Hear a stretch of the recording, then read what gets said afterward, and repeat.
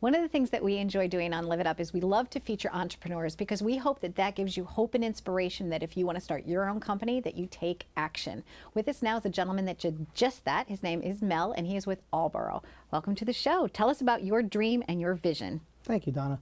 God, my dream was to open a business and create opportunity for many people, to put them, to give them an opportunity to go to work and to build my dream for financial freedom for myself. And when did that take place for you? When was that aha moment? Oh God, 18 years ago. I decided that I wanted to open a cleaning business, and I came up with the slogan at the time, solving dirty problems with clean solutions, and it's been a great journey. And what was your first job like? Do you remember the first time that you went out on your own wearing that cap that, you know, of you? My first job, sure. My first job was pretty challenging. I took on a job that I today wouldn't have taken on unless I had 10 people with me. Okay. It was a lot. It was a lot. It was a big job. Okay. And then what about equipment? Over the years, I mean, you don't just start a company and just say, okay, I'm going to invest millions of dollars of equipment. You got to kind of grow, I guess, over the years, right? So tell us about how you invest in your people and how you invest in your equipment. So over the last 18 years, we've reinvented ourselves many times. As an entrepreneur, there's no get rich quick or no build this big empire overnight. So it takes a lot of hard work and commitment. So over the years, we've added on multiple services that have allowed us now to get to where we are today, which is the One Source company. So when we started as a small office cleaning business, when I first started, you know, that's where we were. And then we learned about water damage and fire damage and mold remediation.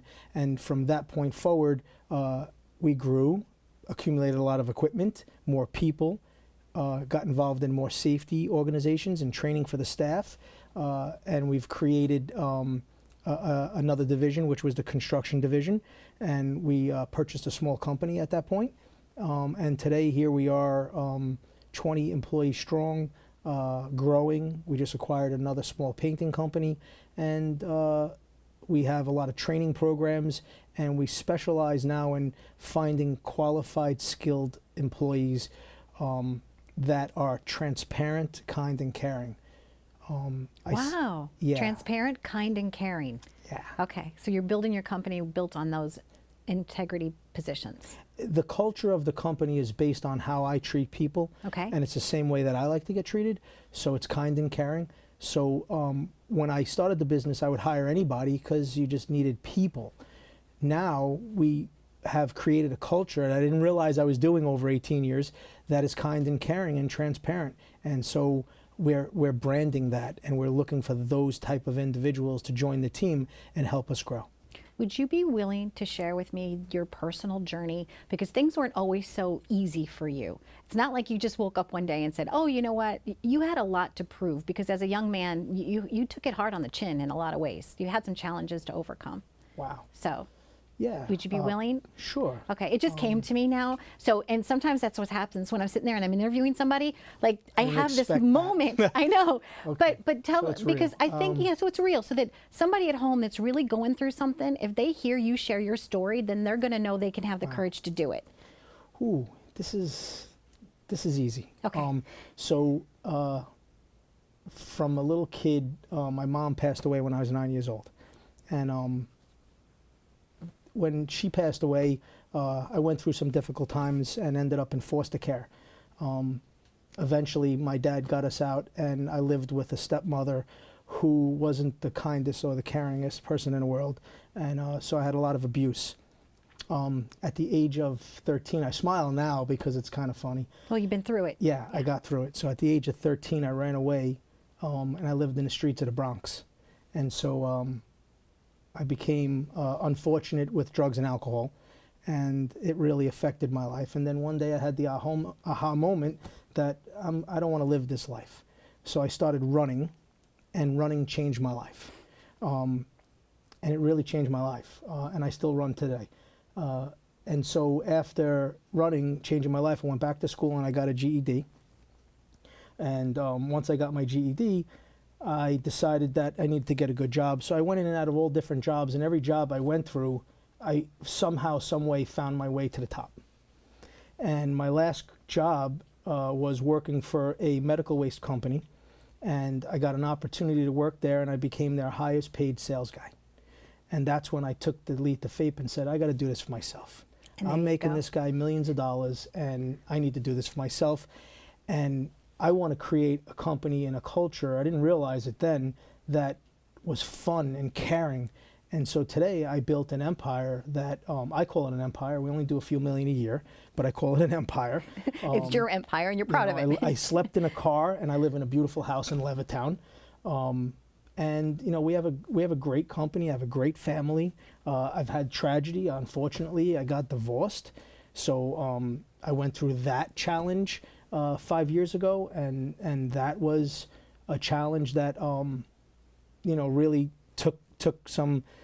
It takes you back, and then you learn. And I have I learned a lot about women and stay-at-home moms and how much respect and credit they deserve, because I became a single dad, if you will, even though I still parent with my wife, my ex-wife. But I learned a lot. I learned what women do at home, and not that I never appreciated her, but I learned. And so that's what I've been through. Recently went back to college. First time ever in school, and studied and was second in my class through Goldman Sachs. They gave me a scholarship based on my history and my drive. So I got to go to college and graduated in December, wrote a business plan. Congratulations. And we're on a mission to hit 30 million in the next 5 years. Fantastic. So I appreciate that so much, because like I said, it's such an honor and a privilege for me that not to just show somebody that's a successful entrepreneur, but kind of to share a little bit about you as a person, shine a light on you so that people out there want to do business with you, they want to emulate you, and they want to grow up to be someone like you. So thank you so much. You're welcome. So Allboro, so what your business job is to hire cool people now, right? And to do all one source cleaning, restoration, Yes. and if you can't make it clean, you'll rebuild it for them. Correct. Excellent. Wait, talk about community. And Mel, I forgot, he's got this big event coming up. It's September 12th, right? Tell us what that is. So myself and my team, who are all very passionate people, wanted to do some kind of charitable event, and we wanted to do something for the cause of cancer. So what we've decided to do is they decided that they wanted to partner up with the Pink Tie. Great. And I said, well, let's take it a little bit further, and let's do something that nobody's done before. Let's take 3 charities on Long Island, and let's do a fundraiser. Let's make it fun, and let's take the money and the proceeds and donate it to all 3 equally. Perfect. So we partnered up with the Long Island Fight for Charity, the Pink Tie, and Sunrise Summer Camp. And so we have put together an amazing end of the summer bash, so that the summer doesn't end in September. And it's September 12th. We'll have a reggae band. We have a DJ. We have it at a place called Pops in Island Park. The goal is to fill it with 3,000 people. I don't know if that's possible. Sometimes my goals are extremely... Anything is possible. Well, that's true. Right? But sometimes I can set some goals that are a little high. And so we're now on a mission for sponsors and ticket sales, so that our goal is to hopefully raise about $50,000 so that each charity gets a piece of it. Great. And how can people find out more? They can go to www.allborobeachbash.org, and they'll bring them to the website. They'll see everything on the website for the entire event, and it gets updated on a weekly basis at this point. Excellent. Or they can call Allboro, whichever they're better. Thank you so much. You're welcome. My pleasure. Take care. All right, there you go. September 12th. It's a great event. I'll be there. Hope to see you there too.